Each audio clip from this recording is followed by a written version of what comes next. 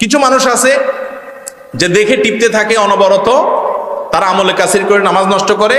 আবার কিছু মানুষ আছে মোবাইল বাজতে থাকে বাজতে থাকে বাজতে থাকে, সে তার হাত ছাড়ে না যে না, নামাজ নষ্ট করা যাবে না।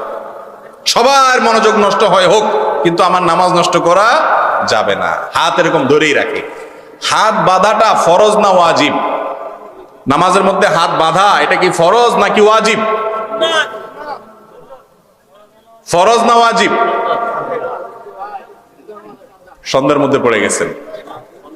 ফরজের পক্ষে যারা হাত তোলেন, নামাজের মধ্যে হাত বাঁধা ফরজ, এর পক্ষে যারা আছেন হাত তোলেন। মাত্র একটা হাত উঠলো, তাও নামে ফেলছে বেচারা। ওয়াজিবের পক্ষে যারা আছেন হাত তোলেন। মাশাআল্লাহ, এই পক্ষে কিছু হাত উঠছে।